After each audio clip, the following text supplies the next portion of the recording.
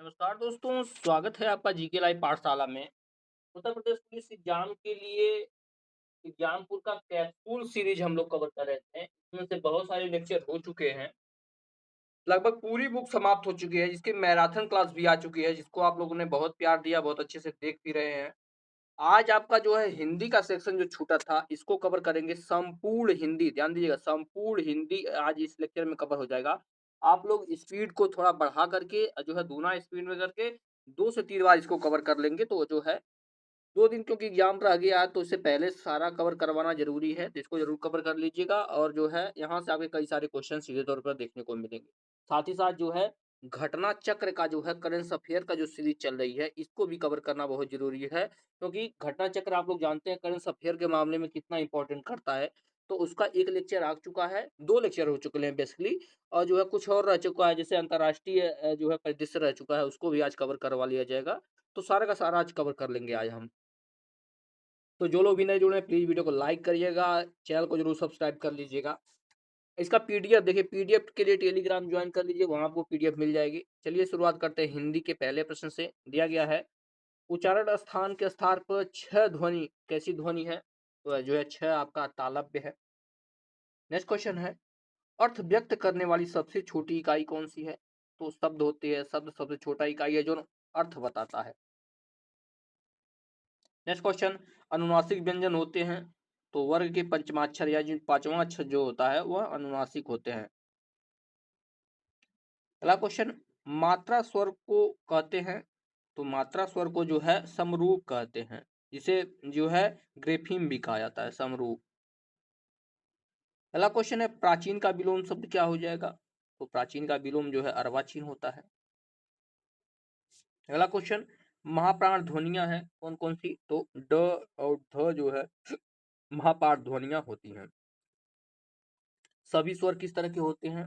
तो सभी स्वर सघोष होते हैं, सभी स्वर सघोष होते हैं।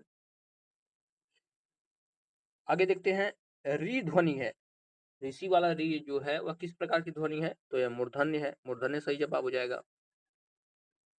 अगला क्वेश्चन, अधिक प्रयत्न से उच्चारित होने वाली व्यंजनों को क्या कहलाते हैं? तो जो है महाप्राण बोलते हैं, जिसमें थोड़ा जो है अधिक समय लगता है बोलने में वह महाप्राण कहलाते हैं। कम ध्वन समय लगता है तो अल्प प्राण कहलाते हैं। आप लोग ये सब जानते ही हैं। ओष्ठ वर्ण कौन कौन से हैं? तो ओ, बो और फो जो है ये वोट्स वर्ण है। नेक्स्ट क्वेश्चन, ई स्वर के उच्चारण में जीभ का कौन सा भाग आवश्यक है? तो ई के लिए जीभ का अग्रभाग आवश्यक है, अग्रभाग से बोला जाता है। अगला क्वेश्चन है, ओ ध्वनि का उच्चारण स्थान कैसा है? तो ओष्ठ है, ओष्ठ है आपका। नेक्स्ट क्वेश्चन, उच्चारण स्थान के आधार पर ईय व्यंजन कैसा है? तो यह जो है आपका तालव्य है, तालव्य जवाब हो जाएगा। नेक्स्ट क्वेश्चन दिया है, उच्चारण की दृष्टि से श श स किस प्रकार का व्यंजन है?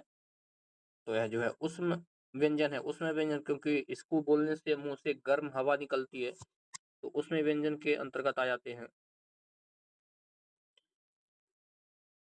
नेक्स्ट क्वेश्चन दिया गया है, क धन स दो वर्गों के संयोग से क्या बनता है?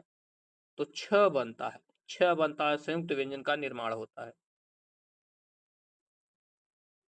अगला क्वेश्चन, वे ध्वनियां जिसके उच्चारण में स्वर तंत्रिकाओं के निकट आ जाने से उनके बीच निकलती हवा उनमें से कंपन होती है, क्या कहलाती है? तो उसको घोष ध्वनि कहते हैं। नेक्स्ट क्वेश्चन, ध का उच्चारण स्थान कैसा है? ध का दंत है।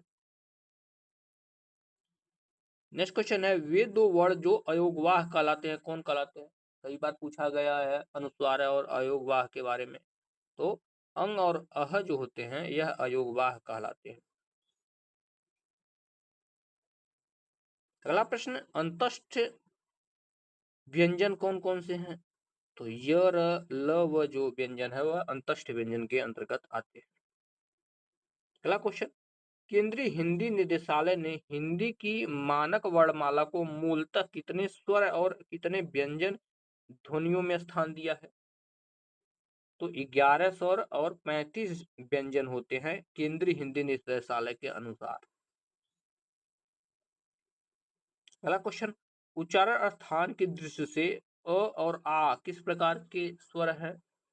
तो यह जो है कंठस्थ है। अगला क्वेश्चन, सभी स्वर किस प्रकार के होते हैं? तो सभी स्वर जो है अल्प प्राण होते हैं। ये भी प्रश्न कई बार पूछा गया है।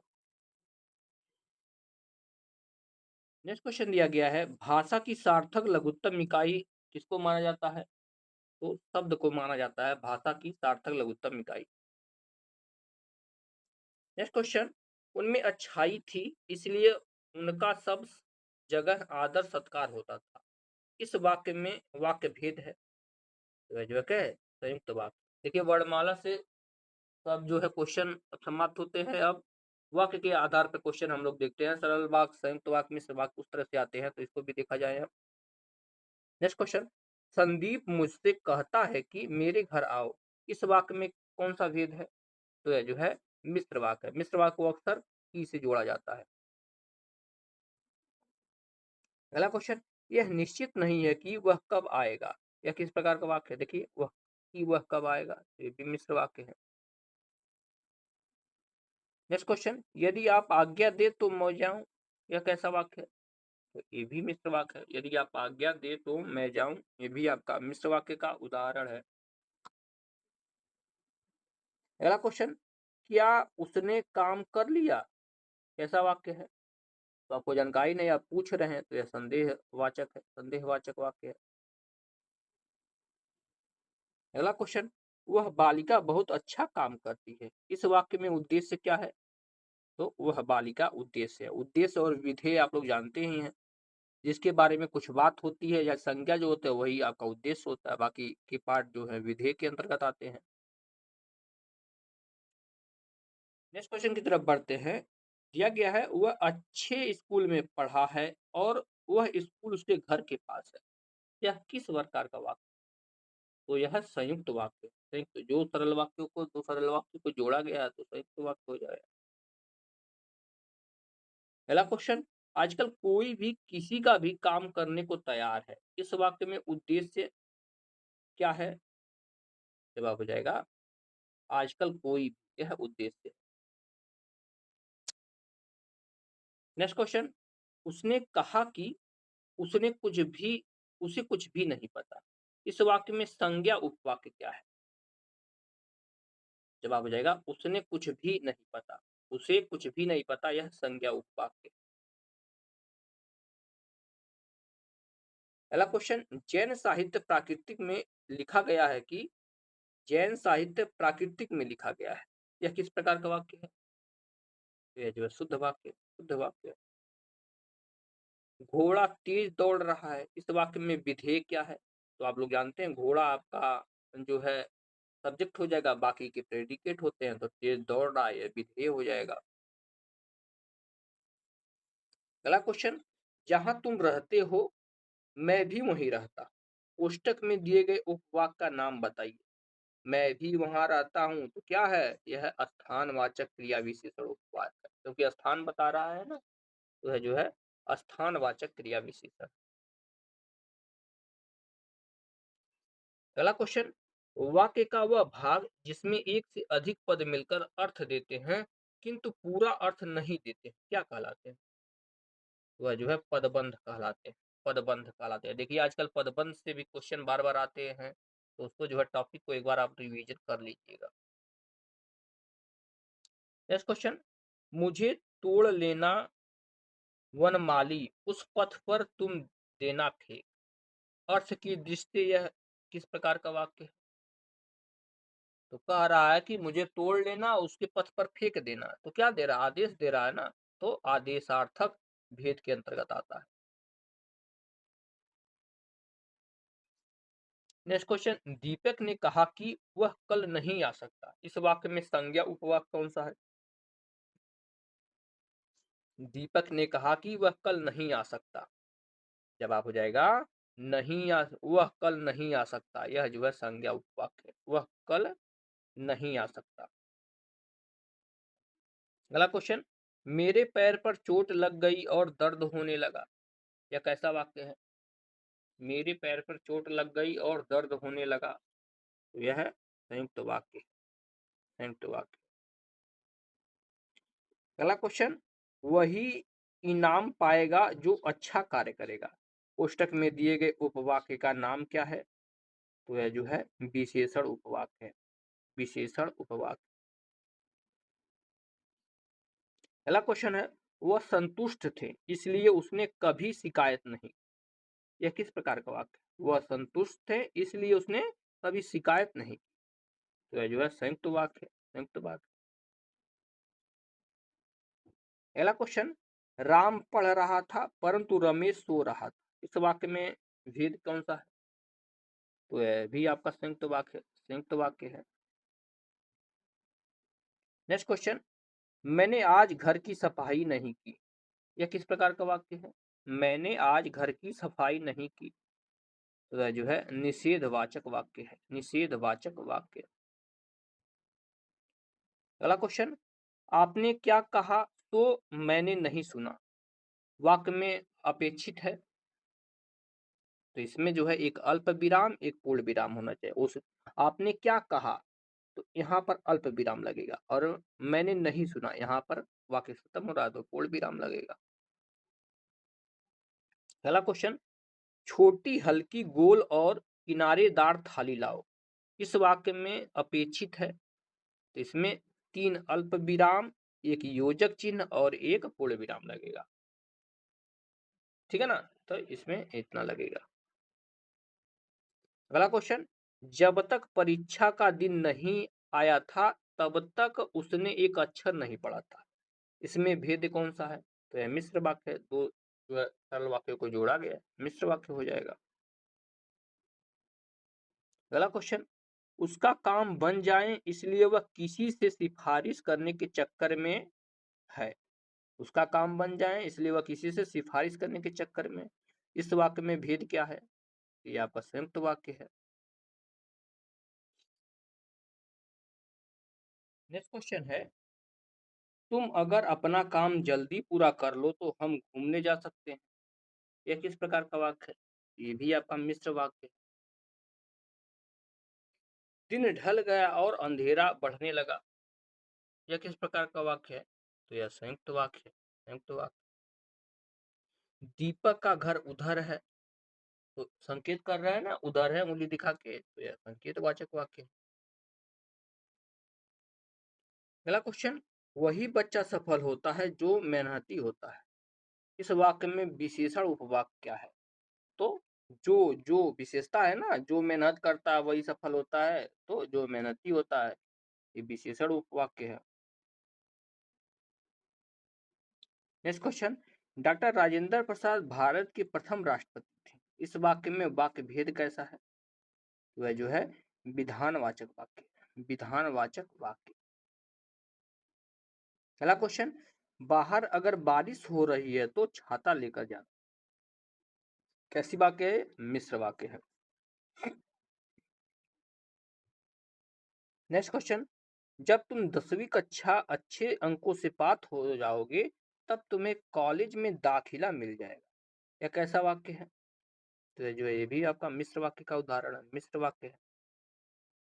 अगला क्वेश्चन, श्वेता नए कपड़े ले आई है। तो ये आपका सीधे तौर पे बोल दिया गया सरल वाक्य है।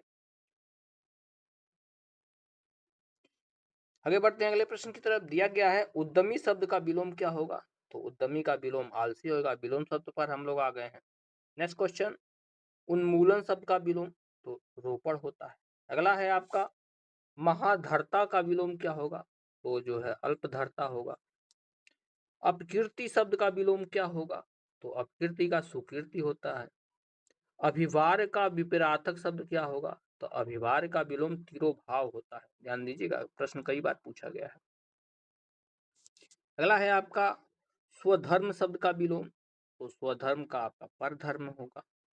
अनुभुक्त का विलोम क्या होगा? अनुभुक्त का तो उपभुक्त हो जाएगा। ऋतु का विलोम शब्द अनृत होता है, अनृत। आधार शब्द का विलोम क्या हो जाएगा? आधार का तो आधार का जो है आधेय होता है। आधार का निराधार भी बोलते हैं, निराधार भी हो जाएगा, आधेय भी हो जाएगा। गौरव का विलोम शब्द क्या होगा? गौरव तो लाघव होता है। अगला दिया है आर्ष का विलोम। तो आर्स का अनार्स हो जाएगा, आर्स का विलोम अनार्स हो जाता है। आगे देखते हैं, विद्वान का विलोम पूछा गया है, तो विद्वान का जो है विदुषी हो जाएगा, विदुषी हो जाएगा। सामिस का विलोम क्या होगा? निरामिस होता है, निरामिस।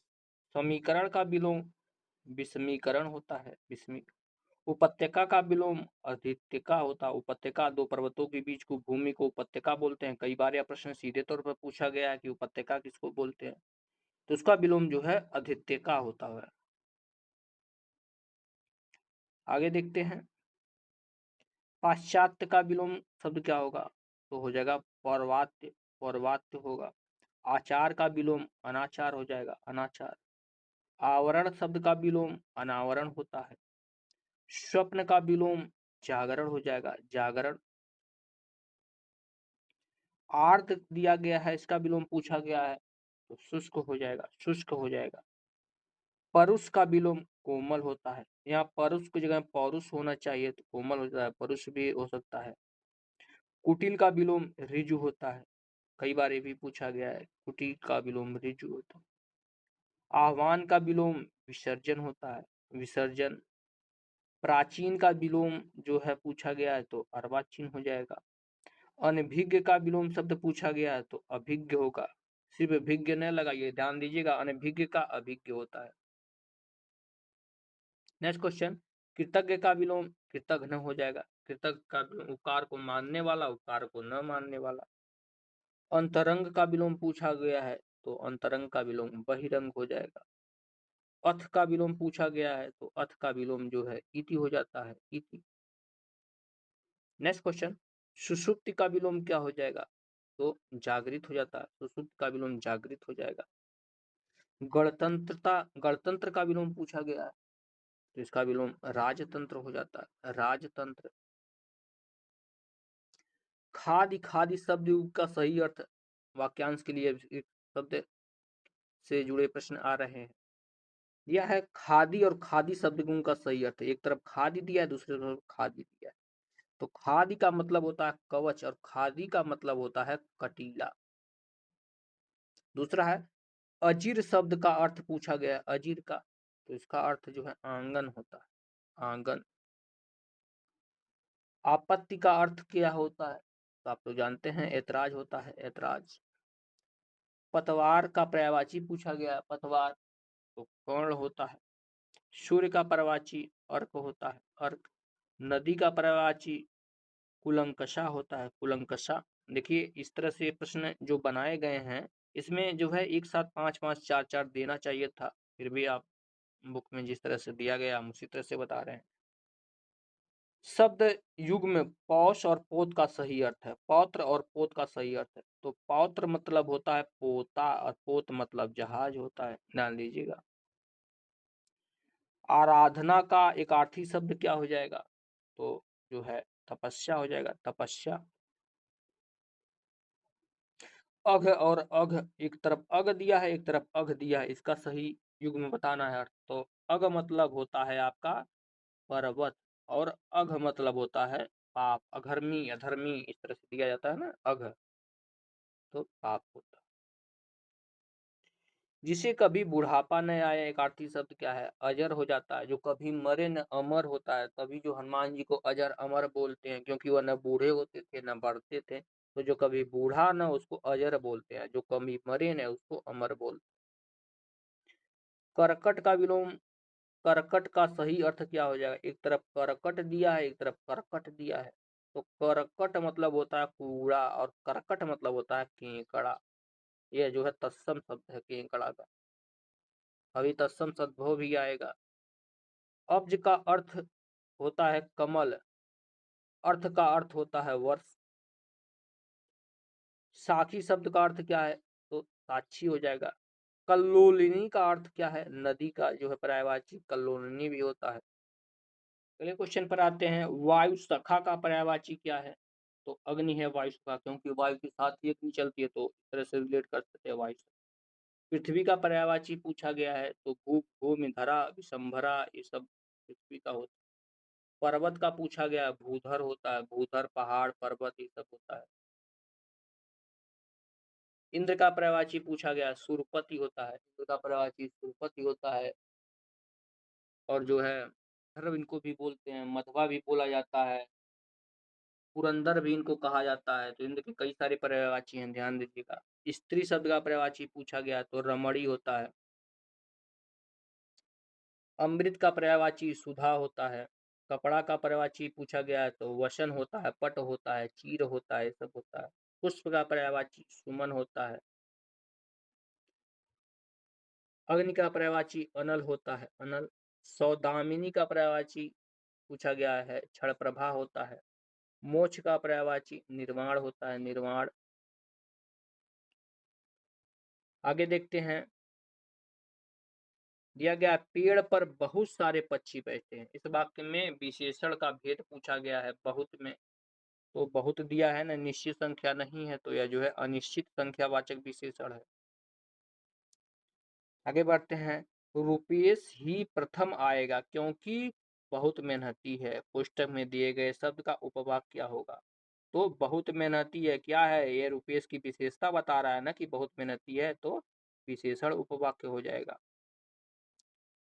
जहां बैठे नहीं जाता वाच्य है, यह भाववाच्य है। यहाँ बैठा नहीं जाता या यहाँ बैठा नहीं जा रहा है, यहाँ दौड़ा नहीं जा रहा है, तो ये सब जो है भाववाच्य के उदाहरण है।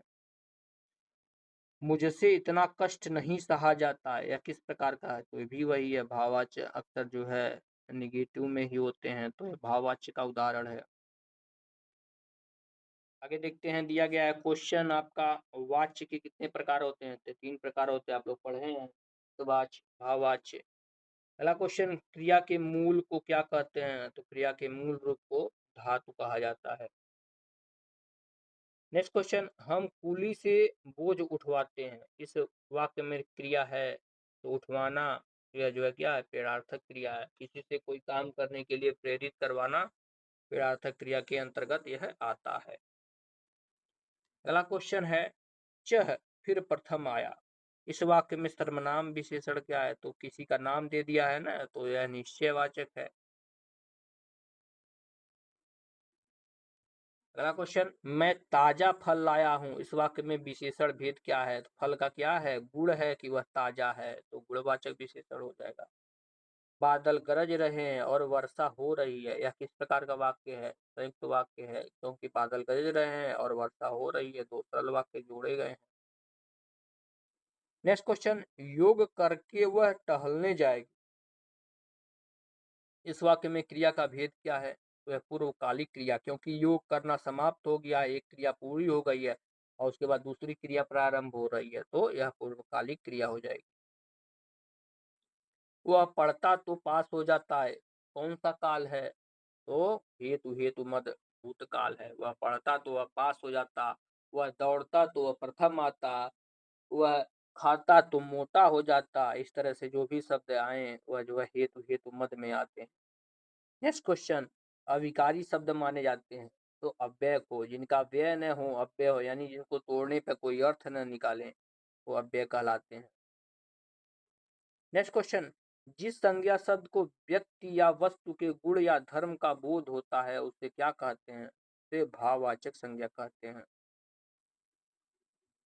नेक्स्ट क्वेश्चन, जो शब्द पूर्वापर संबंध से किसी संज्ञा में बदल आते हैं उन्हें क्या कहते हैं? तो सर्वनाम कहते हैं। ऐसे शब्द बेसिकली सिंपल रूप में देखा जाए तो जो संज्ञा के स्थान पर प्रयोग में लाए जाते हैं वही आपके सर्वनाम होते हैं। अगला प्रश्न है, जिस शब्द से संज्ञा का गुण, दशा, स्वभाव आदि लक्षित होता है उसको क्या कहते हैं? तो उसको गुणवाचक विशेषण कहते हैं। अगला क्वेश्चन, विशेषण के कितने भेद होते हैं? तो विशेषण के कुल 4 भेद होते हैं। अगला प्रश्न है, उसका सब कुछ लुट गया। इस वाक्य में सर्वनाम कैसा है? तो अनिश्चयवाचक सर्वनाम, अनिश्चयवाचक सर्वनाम। अगला क्वेश्चन, ओह मेरा सिर फट जा रहा, कैसा वाक्य है? तो ओह के बाद देख रहे हैं एक्सक्लेमेटरी लगा है, तो ये बोधक जो है ये। अगला क्वेश्चन, उसने कुछ नहीं खाया। वाक्य में रेखांकित पद कौन सा है? तो उसने कुछ नहीं खाया, कुछ कुछ, तो अनिश्चयवाचक सर्वनाम है। नेक्स्ट क्वेश्चन, उसकी आर्थिक स्थिति बिगड़ गई।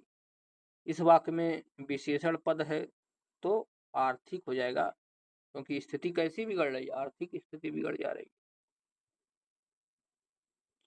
अगला क्वेश्चन है, वह इधर उधर घूमती रहती है। वाक्य में अव्यय पद कौन सा है? तो इधर उधर जो है यह अव्यय है। अगला क्वेश्चन, दासत्व किस प्रकार की संज्ञा है? तो यह जो है भाववाचक संज्ञा है।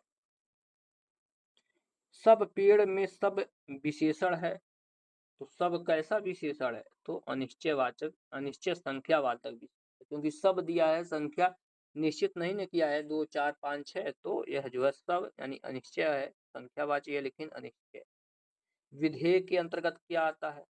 तो क्रिया और कर्म जो है विधेय के अंतर्गत आते हैं। संज्ञा और सर्वनाम जो है या जो है सब्जेक्ट के अंतर्गत आते हैं, और बाकी सब विधेय के अंतर्गत आते हैं। सब्जेक्ट प्रेडिकेट आप लोग इंग्लिश में पढ़े हैं, सेम चीज वही है। हिंदी में लिंग होते हैं, तो हिंदी में 2 प्रकार के लिंग होते हैं, पुल्लिंग स्त्रीलिंग। ऊंट शब्द का स्त्रीलिंग पूछा गया है, तो इसका स्त्रीलिंग ऊंटनी होता है। एक शब्द जिसका लिंग परिवर्तन हिंदी भाषा में प्रचलित नहीं है, तो कोयल, कोयल को किसी लिंग में नहीं रखा गया है। कवि का स्त्रीलिंग पूछा गया है, हो जाएगा कवित्री हो जाएगा। इसका वाक्य शुद्धिकरण भी देख लीजिएगा, हर पेपर में पूछा जाता है, कवित्री लिखने के लिए दिया जाता है। नेक्स्ट क्वेश्चन, ऋषि का स्त्रीलिंग, तो ऋषि का स्त्रीलिंग ऋषिका होता है। लिंग की दृष्टि से दही कैसे शब्द है? तो पुल्लिंग है, पुल्लिंग है। ठाकुर शब्द का स्त्रीलिंग, तो ठकुरानी होता है, ठकुरानी। ज्ञानवती का पुल्लिंग शब्द क्या है? तो इसका पुल्लिंग जो है ज्ञानवान हो जाएगा, ज्ञानवान। युवा शब्द का लिंग परिवर्तन करके सही शब्द क्या बनेगा? तो युवा का जो है युवती बनेगा, युवती। कविता का बहुवचन क्या होगा? कविताएं यहां से हो जाता है, कविताएं। लड़की पढ़ती है, यह वाक्य बहुवचन में होता है, क्या? लड़कियां पढ़ती हैं, लड़कियां पढ़ती हैं। अब बढ़ते हैं आगे, कारक से जुड़े हुए प्रश्न हैं। दिया गया है, कोई व्यक्ति या वस्तु जिस आधार से अलग होता है या दूर हो जाती है उस आधार में प्रयुक्त होता है। जिसमें जब अलगाव की स्थिति पैदा होती है वहां पर अपादान कारक होता है। सहस्तेन खदाति, इसमें कारक क्या है? वो हाथ से खाता है, तो करण कारक है। कर्ता ने कर्म को करण से, तो से यहाँ दिया है तो करण कारक हो जाएगा। तोता डाली पर बैठा है, कैसा कारक है? तो अधिकरण है। अधिकरण में पर जहां आए वहां पर अधिकरण कारक होता है, पर आया है। अगला क्वेश्चन, आचार्य किशोरी दास वाजपेयी के मत में हिंदी में कितने कारक हैं? तो आचार्य किशोरी दास जी के अनुसार हिंदी में कुल 6 कारक। संज्ञा अथवा सर्वनाम के जिस रूप में उसका संबंध वाक्य के किसी दूसरे शब्द के साथ प्रकाशित होता है उसको क्या कहते हैं? उसको ही हम लोग कारक कहते हैं। को किस कारक की विभक्ति है? तो कर्म कारक, कर्ता ने कर्म को करण से संप्रदान के लिए अपादान से के द्वारा अधिकरण में पर, ये सब आप लोग ध्यान रखिएगा, इसे पूछ लिया जाता है। ने किस कारक की विभक्ति है? तो कर्ता कारक की, क्योंकि कर्ता ने होता है। कारक के कितने भेद होते हैं? तो कुल 8 भेद माने जाते हैं, लेकिन इनके अनुसार पूछा जाए, आचार्य किशोरी दास के अनुसार पूछा जाए तो 6 हो जाएगा, ध्यान दीजिएगा।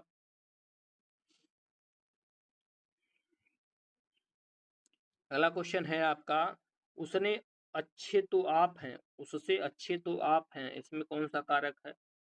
जहां तुलना होता है वहां भी आपका अपादान कारक ही होता है। कर्म कारक की विभक्तियां कौन सी हैं? तो कर्म कारक को क्या बोला जाता है? को विभक्ति है, को विभक्ति है कर्म को। नेक्स्ट क्वेश्चन, क्रिया का आधार सूचित करने वाला कारक क्या है? तो अधिकरण कारक है। क्रिया का आधार सूचित करने वाला कारक क्या कहलाता है? अधिकरण कारक कहलाता है। चरण शब्द में प्रत्यय कौन सा है? तो इसमें अन प्रत्यय है, अन प्रत्यय है।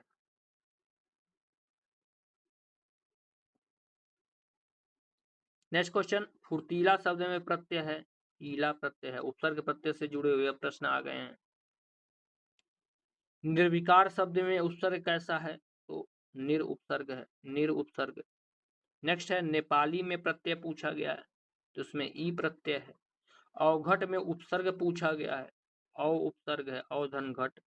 कजरौटा में प्रत्यय पूछा गया है, औटा प्रत्यय हो जाएगा। उजड़ना शब्द में उपसर्ग पूछा गया है, तो उ उपसर्ग हो जाएगा, उ उपसर्ग। अगला क्वेश्चन है पालनहार शब्द में प्रत्यय पूछा गया है, तो इसमें जो है हार हो जाएगा। श्रवणीय शब्द में प्रत्यय पूछा गया है, तो अनीय हो जाता है, अनीय।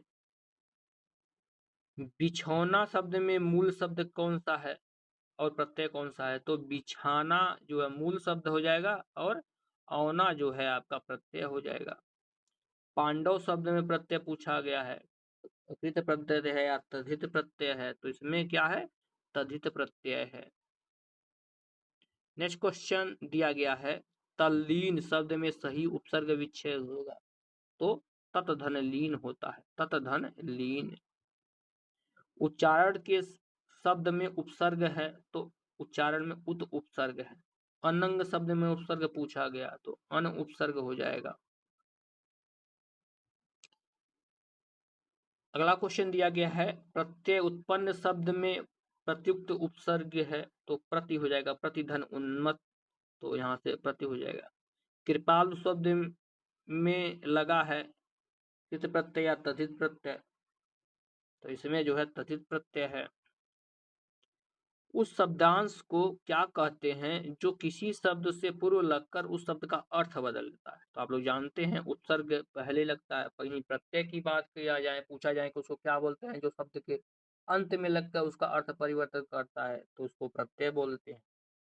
निढाल शब्द में प्रयोग किया गया है, तो नि उपसर्ग का प्रयोग किया गया है। अगले पेज पर अब जो है मुहावरा दिया गया है कजरी घोड़े दौड़ना, माफ कीजिएगा, काजगजी घोड़े दौड़ाना मुहावरे का अर्थ क्या होगा? उसमें दिया है व्यर्थ की लिखा पढ़ी कर। पहला क्वेश्चन गोद में लड़का शहर भर में ढिढोरा मुहावरे का सही अर्थ क्या है? जवाब हो जाएगा पास में वस्तु के रहते हुए चारों ओर खोजना। अगला क्वेश्चन है घी के दिए जलाना मुहावरे का अर्थ क्या होगा? घी के दिए जलाना, जवाब हो जाएगा खुशी मनाना। अगला क्वेश्चन सोने में सुगंध मुहावरे का अर्थ पूछा गया है, सोने में सुगंध, जवाब हो जाएगा सुंदर वस्तु में और गुण होना। नेक्स्ट क्वेश्चन नई जमीन तोड़ना मुहावरे का अर्थ पूछा गया है, नई जमीन तोड़ना, जवाब हो जाएगा अनूठा प्रयोग। अगला क्वेश्चन है गंगा गए गंगा दास जमुना गए जमुना दास लोकोक्ति का अर्थ क्या होगा? इसका अर्थ हो जाएगा सिद्धांतहीन होना, सिद्धांतहीन होना। अगला क्वेश्चन है दीर्घ सूत्री का अर्थ क्या हो जाएगा? दीर्घ सूत्री, जवाब हो जाएगा धीमी गति से कार्य करने वाला, धीमी गति से कार्य करने वाला।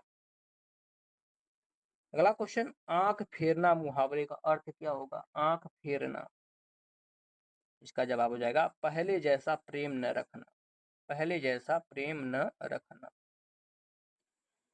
नेक्स्ट क्वेश्चन मेढकी को जुखाम आना मुहावरे का अर्थ पूछा गया, मेढकी को जुखाम आना, इसका जवाब हो जाएगा बिना योग्यता के योग्य होने का नखरा, बिना योग्यता के योग्य होने का नखरा करना हो जाएगा। अगला क्वेश्चन कान पकड़ना मुहावरे का अर्थ क्या होगा? कान पकड़ना, जवाब हो जाएगा प्रतिज्ञा करना, प्रतिज्ञा करना हो।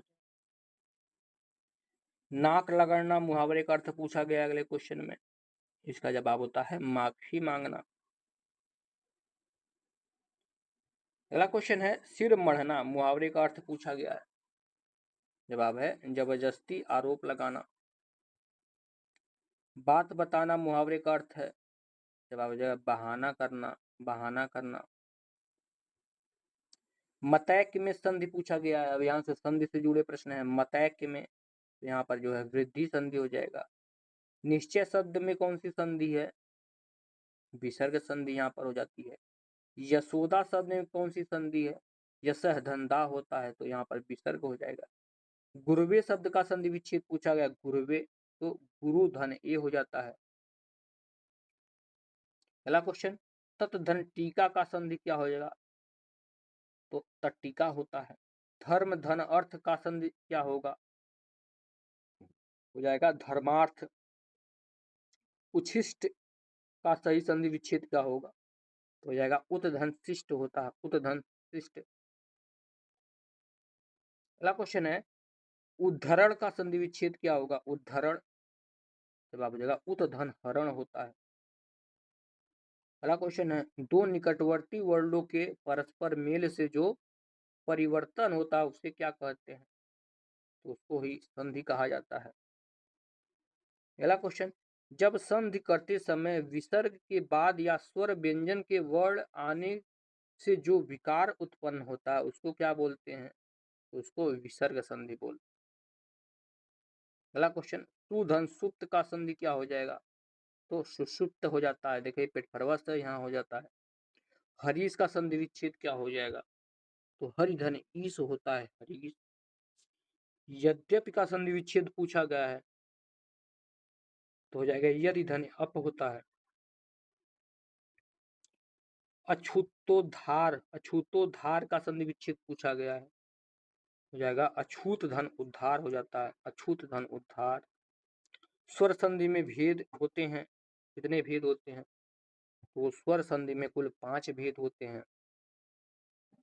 दयानंद का संधि विच्छेद क्या होगा? पूछा गया है दयानंद, जवाब हो जाएगा दया धन आनंद होता है, दया धन आनंद। अगला क्वेश्चन है, चर अचर शब्द का संधि क्या होगा? चर अचर, हो जाएगा चराचर, चराचर। नेक्स्ट क्वेश्चन, अत्यंत शब्द में संधि क्या है? अत्यंत में, तो यहाँ पर जो है यण संधि हो जाएगा, यण संधि। अगला क्वेश्चन, अत्यधिक का संधि विच्छेद क्या होगा? अत्यधिक का, जवाब हो जाएगा अति धन अधिक हो जाता है, अति धन अधिक हो जाएगा। आगे आते हैं, यहाँ पर जो है समास से जुड़े हुए प्रश्न हैं। बीड़ा पाड़ में कौन सा समास है? तो यहाँ पर बहुब्रीहि समास। बैलगाड़ी में कौन सा समास है पूछा गया है? इसमें जो है तत्पुरुष समास यहाँ से आ जाता है। जिस समस्त पद में कोई पूर्व या उत्तर पद की बजाय किसी अन्य अर्थ का प्रधानता होती है उसको क्या बोलते हैं? उसको बहुब्रीहि समास बोलते हैं। जहाँ पर तीसरा अर्थ निकलता है उसको बहुब्रीहि समास बोलते हैं, आप लोग जानते हैं। अनुगमन में समास पूछा गया अगले क्वेश्चन में, तो इसमें जो है अव्ययी भाव समास होता है। चौमासा में समास पूछा गया है तो यहाँ पर जो है द्विगु समास है, संख्यावाची है। क्योंकि एक बार जरूर लाइक कर दीजिएगा, आप लोग लाइक नहीं करते हैं ना चैनल को सब्सक्राइब कर रहे हैं। मैं बार बार बोलता नहीं हूँ लेकिन प्लीज आप लोग इतना तो कर ही सकते हैं, दोस्तों के साथ शेयर कर सकते हैं, तो प्लीज आप लोग जरूर करिएगा। तीन रंगों का समाहार तिरंगा में है कौन सा समास? तो इसमें द्विगु समास होता है, क्योंकि 3 रंग दिए गए हैं, यानी जहां पर संख्या दी जाती है वहां पर द्विगु समास हो जाता है। समासिक पदों के घटकों को अलग करने की रीत को क्या कहते हैं? उसको विग्रह बोलते हैं। चारपाई में कौन सा समास है? तो इसमें बहुव्रीहि समास है। धर्म बुद्धि में समास पूछा गया है तो धर्म कर्मधारय समास है। उत्तर दक्षिण में कौन सा समास है? द्वंद्व समास है, देखिए बीच में हाइफन लगा है, द्वंद्व समास। ऋण मुक्त में कौन सा समास है? तो अपादान तत्पुरुष समास है, क्योंकि अलग हो रहा है। चंद्रमुख में समास पूछा गया है तो कर्मधारय समास है। मुख चंद्र के समान है, भी कर्मधारय समास है। गोधूम चड़कम में समास पूछा गया है तो समाहार द्वंद्व है। अगला क्वेश्चन है, जेब कतरा में कौन सा समास है? जेब को काटने वाला कर्ता ने कर्म को आया है तो कर्म तत्पुरुष समास हो जाएगा। सीधे कभी कभी तत्पुरुष ही समास दे दिया गया, अगर तत्पुरुष समास के भेद के अंतर जाएगा तो कर्म तत्पुरुष आप बताएंगे। यथा संभव में कौन सा समास है? तो यहाँ पर अव्ययी भाव समास है, अव्ययी भाव समास। जिस कर्मधारय का पूर्व पद संख्या बोधक होता है वहां पर क्या होता है? तो आप लोग बताए हैं कि जो है द्विगु समास होता है संख्यावाची में। समास में आए पदों को छोड़कर जब किसी अन्य पदार्थ की प्रधानता होती है तो वहां कौन सा समास होता है? तो बहुव्रीहि समास होता है, यानी तीसरे पद को यहाँ पर दिखाया जाता है। यथा विधि में कौन सा समास है? यथा यानी जहां पर जो है उपसर्ग आ जाता है, अव्ययी भाव समास हो जाएगा। भारत रत्न में कौन सा समास है? तत्पुरुष समास है। यथाशक्ति में अव्ययी भाव, यथा यथा जहां पर आ जाता है वहां पर अव्ययी भाव ही होगा। प्रजाहित में समास तत्पुरुष समास। यथाक्रम में अव्ययी भाव समास। गुणहीन में गुण से हीन तत्पुरुष समास हो जाएगा, अलगाव की स्थिति दिखा रहा है। राजा रानी देखिए हाइफन लगाया गया, द्वंद्व समास है। चौराहा चार राहों का समूह द्विगु समास हो जाएगा। चिड़ी मार चिड़ी चिड़िया को मारने वाला चिड़ी मार कहलाता है, तो यहाँ तत्पुरुष समास हो जाएगा, कर्म तत्पुरुष होता है। नरसिंह में कौन सा समास है? कर्मधारय हो जाएगा। नील गाय नीली है जो गाय कर्मधारय समास हो जाता है। त्रिभुज तीन भुजाओं का समूह संख्यावाची हो गया, द्विगु समास है। महात्मा महान है जो आत्मा, तो कर्मधारय समास। प्रतिदिन प्रतिदिन प्रति आ गया उपसर्ग, तो यहाँ पर जो है शब्द का समास विग्रह दिन दिन प्रति, और यहाँ पर पूछा जाए तो अव्ययी भाव समास हो जाएगा। भुजदंड में समास कर्मधारय समास। सिंह द्वार में समास तत्पुरुष समास। नीलोत्पल शब्द में समास कौन सा है? धनंजय में समास कर्मधारय हो जाएगा। गिरधारी में समास बहुव्रीहि, गिर को धारण करने वाला, तो जो है तीसरा अर्थ निकल रहा है, बहुव्रीहि हो जाएगा। मनमाना अव्ययी भाव। आगे दिया कतर व्योत में समास कौन है? द्वंद्व समास है। कमल नयन में समास बहुव्रीहि समास हो जाएगा। अब आते हैं अलंकार के सेक्शन पर। दिया गया है उदित उदयगिरि मंच पर, रघुवर बाल पतंग, विकसे संत सरोज सब, हर्षे लोचन भृंग। इसमें अलंकार कौन सा है? इसमें जो है रूपक अलंकार है। आगे दिया है जहां उपमेय स्वयं अपना उपमान हो, वह कौन सा अलंकार है? यानी उपमेय को उपमान मान लिया जाता है, वहां पर जो है अनन्वय अलंकार हो जाता है। अमीय हलाहल मद भरे, श्वेत श्याम रतनार, जियत मरत झुक झुक परत, जे ही चितवन एक बार। उपयुक्त दोहे में कौन सा अलंकार है? तो यहाँ पर जो है यथासंख्य है, यथासंख्य। आगे दिया है करण के अभाव में कार्य की उत्पत्ति होना, यानी कारण न रहे तब भी कार्य हो रहा है। अलंकार का परिचायक क्या है? विभावना अलंकार है। जहाँ कारण न होते हुए भी कार्य हो रहा है, वहां पर जो है विभावना अलंकार होता है। जैसे जो है उदाहरण पग चले सुने बिनु काना, इस तरह से जो उदाहरण आता है इसका होता है। आगे दिया है जहाँ वक्रता सर्प की चाल में थी, प्रजा में नहीं थी, न भोपाल में थी। उपयुक्त पंक्ति में उदाहरण कौन सा है? तो परिसंख्य अलंकार है। ये दूसरा चीज दिया गया था, हम दूसरा उदाहरण बताए हैं। आगे देखते हैं जहाँ राधा आनन उदित निस बारस आनंद, तहाँ कहाँ अरविंद है, कहाँ बापुरो चंद। इस पंक्ति में कौन सा अलंकार है? तो यहाँ पर जो है प्रतीप अलंकार है। आगे देखते हैं अलंकारों के अंतर्गत आते हैं कौन कौन से, तो दीपक और उल्लेख भी आते हैं। आगे दिया है जब दो वाक्यों में बिंब प्रतिबिंब भाव हो तो कौन सा अलंकार होता है? तो यहाँ पर दृष्टांत तो होता है। मुख है अंबुज सो सही, मीठी बात बिसेखी में कौन सा अलंकार है? तो यहाँ पर व्यतिरेक अलंकार है। आगे दिया है जब सादृश्य के कारण एक वस्तु में अनेक अन्य वस्तुओं की होने की संभावना दिखाई पड़ती है, निश्चय न हो पाए, तब वहां पर कौन सा अलंकार है? तो वहां पर संदेह अलंकार है। यानी निश्चय न हो पाए कि वह कौन सी वस्तु है, तो यहाँ पर जो है संदेह अलंकार होता है। रूपक अलंकार के कितने भेद होते हैं? तो उसके तीन भेद होते हैं। रूपक अलंकार के तीन भेद होते हैं। आगे बढ़ते हैं नैकु बुझाति नहीं बिरहानल, नैन नीर नदी बहते पर। इस उदाहरण में अलंकार कौन सा है? तो इसमें विशेषोक्ति अलंकार है। आगे दिया है रहीमन पानी राखिए, बिन पानी सब सून, पानी गए ने उबरे, मोती मानुष चून। इस पंक्ति में कौन सा अलंकार है? तो यहाँ पर जो है श्लेष अलंकार है। आगे दिया है हा हा इन्हें रोकन को टोकन लगे तुम। इस पंक्ति में कौन है? तो यहाँ पर विप्सा अलंकार है। आगे दिया है अंबर पनघट में डुबो रही तारा घट उषा नागरी में है। कौन सा अलंकार है? रूपक अलंकार है, इंपॉर्टेंट है, यही आपके पेपर में छपने वाला है। नेक्स्ट क्वेश्चन, पया महावर दिन को नाइन बैठी आए फिर जानी महावरी ईड़ी मिड़ित जाए। इस पंक्ति में कौन सा अलंकार है? इसमें जो है भ्रांतिमान अलंकार है, भ्रांतिमान अलंकार है। आगे दिया है सिर फट गया उसका वहीं मानो अरुण रंग का घड़ा हो। कौन सा अलंकार है? तो जहां जनु जानो मन मानो आ जाता है तो वहां हमेशा से उत्प्रेक्षा अलंकार होता है।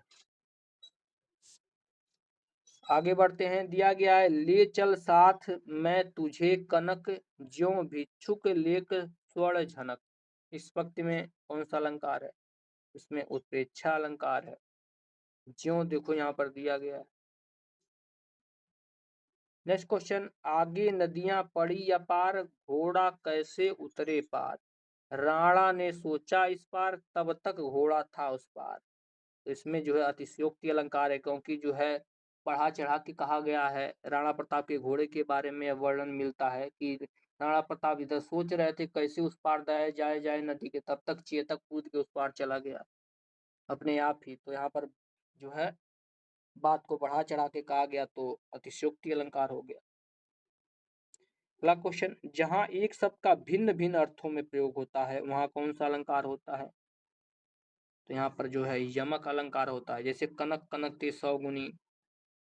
आगे देखते हैं, उदति उदय गिरि मंच पर रघुवर बाल पतंग बिगसे संग सरोज सब हर्षे लोचन भृंग। इस पंक्ति में अलंकार तो पहले भी आ चुका है, यह रूपक अलंकार है। आगे देखते हैं, सागर सा गंभीर हृदय हो गिरिसा ऊंचा हो जिनका मन। इस पंक्ति में तो यहाँ पर सा सी यानी यहाँ पर जो तुलना की जाए यहाँ पर उपमा अलंकार होता है।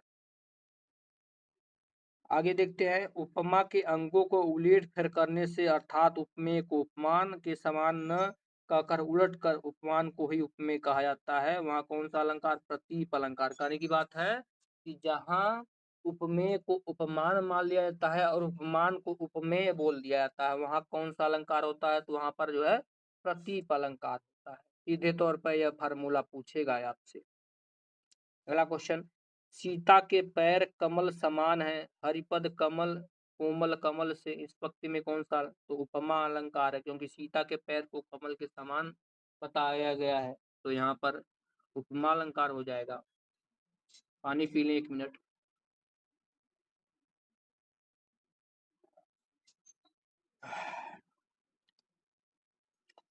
अगला क्वेश्चन दिया गया है, तो पर बासो उर्वशी सुन राधिके सुजान तू मोहन के उबरसी उबरसी समान। इसमें कौन सा अलंकार है? इसमें जो है यमक अलंकार हो जाता है। अब आते हैं हिंदी का इतिहास है, हिंदी साहित्य के बारे में सब कुछ देखेंगे। दिया गया है, हिंदी के प्रारंभिक काल को वीरगाथा काल का नाम किसने दिया था? तो आचार्य रामचंद्र शुक्ल ने प्रारंभिक काल को वीर गाथा काल कहा है। अगला है, आदिकाल को प्रारंभिक काल का नाम किसने दिया है? तो यह जो है मिश्र बंधु ने दिया है। अगला क्वेश्चन है, आदिकाल को बीजोपन काल नाम किसने दिया है? तो आचार्य महावीर प्रसाद द्विवेदी ने दिया। हिंदी में हिंदी का साहित्य इतिहास सबसे पहले किसने लिखा है? तो यह जो है शिव सिंह सेंगर ने लिखा है। आगे देखते हैं, हिंदी साहित्य के इतिहास लेखकों का कालक्रमानुसार सही क्रम क्या है? तो सबसे पहले मिश्र बंधु थे, तब रामचंद्र शुक्ल, तब राम कुमार वर्मा, उसके बाद हजारी प्रसाद द्विवेदी जी आए हैं। पुरानी हिंदी नामकरण क्रिया किसने किया है? तो इंद्रधर शर्मा गुलेरी ने किया है। आगे बढ़ते हैं, आचार्य रामचंद्र शुक्ल के अनुसार हिंदी साहित्य का आविर्भाव माना जा सकता है। तो प्राकृतिक की अंतिम अपभ्रंश अवस्था से हिंदी की उत्पत्ति शुरू हुई थी। अगला क्वेश्चन, साहित्य जन समूह के हृदय का विकास है, यह परिभाषा किसने दिया था? तो बालकृष्ण भट्ट ने दिया था। नेक्स्ट क्वेश्चन, भाषा काव्य संग्रह कृति किसकी है? तो यह जो है महेश दत्त शुक्ल की है, महेश दत्त शुक्ल।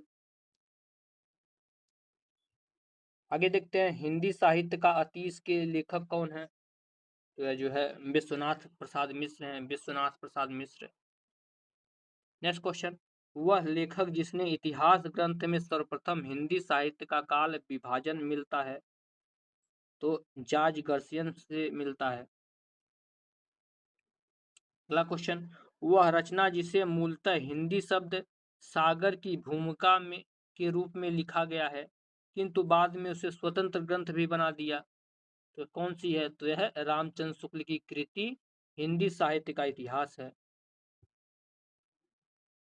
आगे देखते हैं, हिंदी साहित्य का प्रथम काल को वीर काल किसने कहा है? तो वीर काल जो है विश्वनाथ प्रसाद मिश्र ने कहा है। नेक्स्ट क्वेश्चन, आचार्य रामचंद्र शुक्ल द्वारा रचित हिंदी साहित्य का इतिहास का प्रकाशन वर्ष कौन सा है? तो यह जो है 1929 में प्रकाशित हुई थी। नेक्स्ट क्वेश्चन, अमीर खुसरो का पूरा नाम क्या है? इनका पूरा नाम जो है अबुल हसन मुइनुद्दीन अमीर खुसरो है। हिंदी भाषा का उद्गम और विकास के लेखक कौन है? तो इसके लेखक डॉक्टर उदय नारायण तिवारी हैं। नेक्स्ट क्वेश्चन दिया गया है, हिंदी साहित्य के इतिहास के लेखन में काल विभाजन और नामकरण का प्रथम प्रयास करने वाले कौन हैं? तो यह सबसे प्रथम प्रयास जॉर्ज ग्रेसियन ने किया था, कई बार यह पूछा गया है। नेक्स्ट क्वेश्चन, हिंदी नवरत्न का रचनाकाल कौन सा है? समय पूछा गया है, तो यह जो है 1910 में लिखा गया था। अगला क्वेश्चन, मिश्र बंधुओं में नहीं है, कौन नहीं शामिल है? तो उसमें कृष्ण बिहारी नहीं शामिल है। अगला क्वेश्चन दिया गया, हिंदी गद्य के उद्भव काल में संस्कृतनिष्ठ हिंदी का पक्ष लिया गया था, किसने लिया था? राजा लक्ष्मण सिंह ने लिया था। अगला क्वेश्चन, आचार्य रामचंद्र शुक्ल के अनुसार भक्ति काल का समय कौन सा है? तो संवत 1375 से 1700 का माना जाता है। अगला क्वेश्चन, वह ग्रंथ जिसमें राधा कृष्ण के प्रेम का अनूठा वर्णन मिलता है, कौन सा है? तो पदावली में मिलता है। बिसल देव रासो की नायिका का नाम क्या है? तो राजमती है। अगला क्वेश्चन है, आचार्य रामचंद्र शुक्ल के अनुसार वह रचना जिसके आधार पर विद्यापति मैथिली कोकिला कहलाए, तो पदावली है। नेक्स्ट क्वेश्चन, अपभ्रंश के कवियों को विस्मरण करना हमारे लिए हानि की वस्तु है, यही कवि हिंदी काव्य धारा के प्रथम सृष्टा थे, यह कथन किसका है? तो यह जो है राहुल साततायन का है। वक्तव्य पूछा जाता है सीधे तौर पे प्रश्न में। आगे दिया है, इस पुस्तक की भाषा को कवि ने स्वयं अवहट्ट कहा था, जिसमें बीच बीच में मैथिली भाषा का प्रयोग आ गए हैं। भाषा के अध्ययन की दृष्टि से इस पुस्तक का महत्व है ही वह कृति जिनके संबंध में आचार्य हजारी प्रसाद द्विवेदी का एक कथन। तो यह जो है कीर्तिलता के बारे में इन्होंने ऐसा कहा था। आगे देखते हैं, साधारणतः सन ईस्वी की 10वीं से लेकर 14वीं शताब्दी काल को हिंदी साहित्य का आदिकाल कहा जाता है। हिंदी के प्रारंभिक काल का विषय यह कथन है, किसका है? तो यह जो है हजारी प्रसाद द्विवेदी का है। आगे देखते हैं चौपाई के बारे में। चौपाई दोहे का सबसे पुराना प्रयोग शायद यही है। जो कुछ पुराना साहित्य उपलब्ध है उससे लगता है कि पूर्वी प्रदेश में बौद्ध सिद्धों ने इस शैली में लिखना शुरू किया था। यह जो है सरपा विषय का कथन है, किसने कहा है? हजारी प्रसाद द्विवेदी। कुवल यामलाकथा के लेखक कौन है?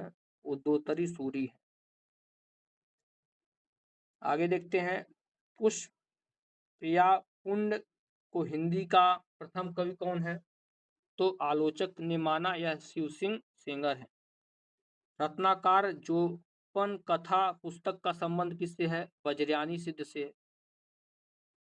अगला क्वेश्चन, जो हाल मिसकी मुकुंद ध्यान दीजिएगा, एक गाना है जो हाल मिस्की मुकुंद तनापुल सुराय नैना बनाय बतियां। इस प्रसिद्ध पंक्ति के रचनाकार कौन है? तो अमीर खुसरो हैं। अगला क्वेश्चन, निर्भय भीम व्योम के लेखक कौन है? ये जो है रामचंद्र सूरी हैं। रामचंद्र शुक्ल नहीं, रामचंद्र सूरी, ध्यान दीजिएगा। नेक्स्ट क्वेश्चन, वह नाम जो सिद्ध परंपरा के योगिनी में नहीं बल्कि योगी का है, तो कुलपिता है। वह इतिहासकार जिसने हिंदवी शब्द का प्रथम प्रयोग किया था, तो अबू सईद ने हिंदवी शब्द का प्रथम प्रयोग किया था, इसी से हिंदी बना था। कलचुरी राजवंश की 7 नायिकाओं के नखशिख वर्णन का संबंधित ग्रंथ कौन सा है? तो यह जो है राउरवेली है। आगे देखते हैं, काम भाव और शरीर का सौंदर्य उनके यहाँ उत्सव रूप है, विद्यापति के संदर्भ में यह कथन किसका है? तो यह जो है राम स्वरूप चतुर्वेदी का एक कथन है, जो कि विद्यापति के बारे में कहा था। वह कवि जिसने अपभ्रंश में दोहे काव्य की परंपरा का आरंभ किया, तो जो इंदु ने किया था। आगे देखते हैं, वह काव्य धारा जिसमें सहज भोग मार्ग से जीव को महासुख की ओर उन्मुख किया गया, कौन सा है? तो सिद्ध साहित्य है।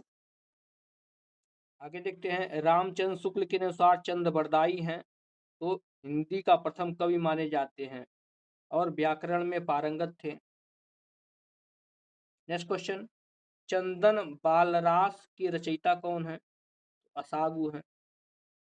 नेक्स्ट क्वेश्चन, चंद बरदाई ने पृथ्वी रासों में मुख्यतः किसका प्रयोग किया है? तो कवित्व छंद का प्रयोग किया है।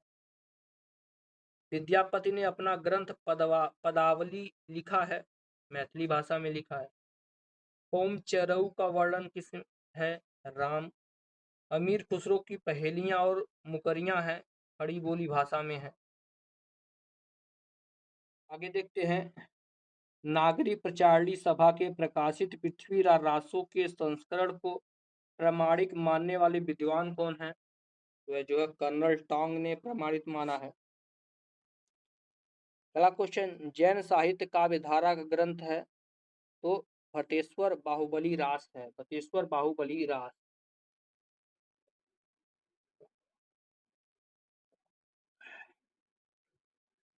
अगला क्वेश्चन है, शिलांकित रचना है, तो यह जो है राउलवेली का है।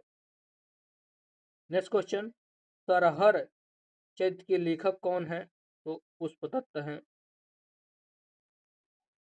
नेक्स्ट क्वेश्चन, दब्ब सहाव पयास नामक अपभ्रंश में लिखित ग्रंथ की रचना किसने की है?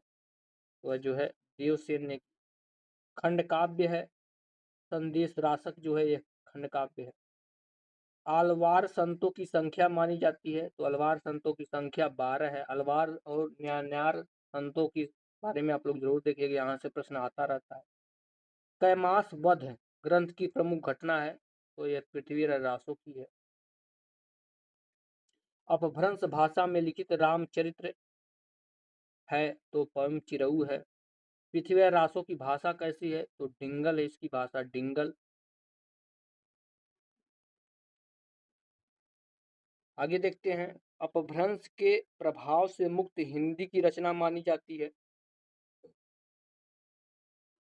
तो यह जो है बिसल देव रासो मानी जाती है, बिसल देव रासो। अगला क्वेश्चन, पंडिय सल सत्य बक्साइड देहि बुद्ध बसंत न जाड़ई, यह काव्य पंक्ति है, तो यह जो है सरहद पात की है। वह ग्रंथ जिसमें आल्हा उद्दल नामक वीर सरदारों की वीरता पूर्वक लड़ाइयों का वर्णन मिलता है, में मिलता है, तो परमाल रासों में मिलता है, जगनिक ने बनाया था इसको। Next question, doctor Ram Kumar Verma ने अपने इतिहास ग्रंथ में हिंदी साहित्य का आलोचनात्मक इतिहास में हिंदी का पहला कवि माना, जिसे तो स्वयंभू को माना है। नेक्स्ट क्वेश्चन, नाथ साहित्य का आरंभकर्ता माना जाता है, तो गोरखनाथ को माना जाता है। अगला क्वेश्चन है, हिंदी का प्रथम महाकाव्य किसे माना गया है? तो पृथ्वीराज रासो को माना गया है। अगला क्वेश्चन, प्रत्येक देश का साहित्य वहां की जनता है, चित्तवृत्ति की संचित प्रतिबिंब होती है, यह कथन किसका है? तो यह जो है आचार्य रामचंद्र शुक्ल का है।